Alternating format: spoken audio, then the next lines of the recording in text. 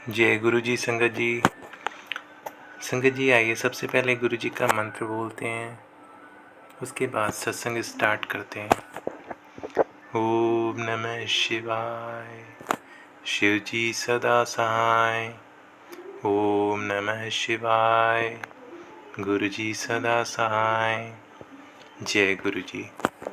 संगत जी, आज मैं आप सभी को गुरु जी के एक भक्त का सत्संग सुनाने जा रहा हूँ। तो सत्संग बहुत ध्यान से सुनिएगा, बहुत ही प्यारा सत्संग है। क्योंकि गुरु जी कहते हैं सत्संग कहना सत्संग सुनना दोनों से गुरु जी की ब्लेसिंग्स मिलती हैं। तो चलिए सत्संग स्टार्ट करते हैं। संगत जी, भक्त ने अपना नाम नहीं बताया है सत्संग में, इसलिए मैं आप सभी को भी उनका नाम नहीं बता पाऊँगा। लेकिन चलिए सत्संग स्टार्ट करते हैं। आंटी का बेटा कॉलेज जाता था, बट किन्हीं कारणों से वो डिप्रेशन में चला गया।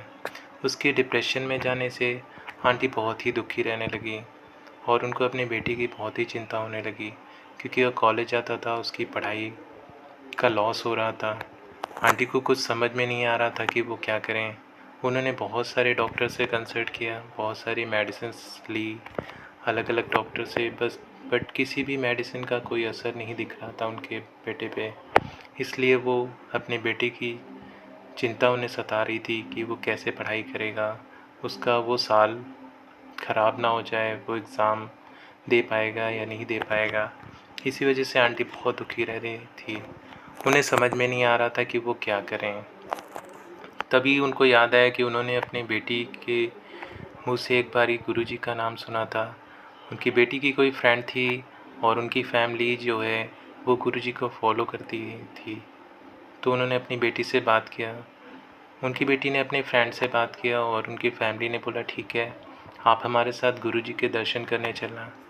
फिर आंटी अपने बेटी के साथ और उनकी बेटी की जो फ्रेंड थी उनकी फैमिली के साथ गुरुजी के दर्शन करने गए।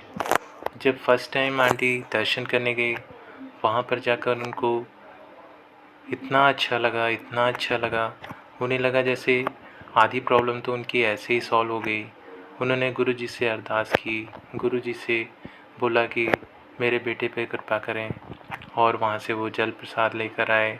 उन्होंने लंगर प्रसाद लिया, फिर जल प्रसाद वो उन्होंने बेटे को दिया और घर में और सभी को दिया। उसके बाद वो जब तब गुरुजी के दर्शन करने जाने लगे। धीरे धीरे 1 महीने के अंदर उन्होंने देखा कि उनके बेटे को दवा भी असर करने लगी और उनके बेटे की हालत में धीरे धीरे सुधार होने लगा।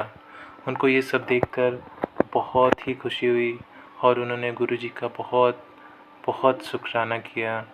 धीरे धीरे 1 महीने के अंदर उनका बेटा अपनी नॉर्मल कंडीशन में वापस आने लगा।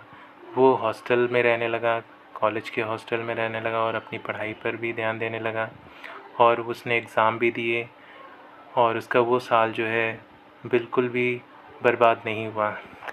आंटी ने गुरुजी का बहुत शुक्राना किया। तो संगत जी, गुरुजी की कृपा ऐसे ही होती है, आप सभी पर भी गुरुजी की कृपा बनी रहे।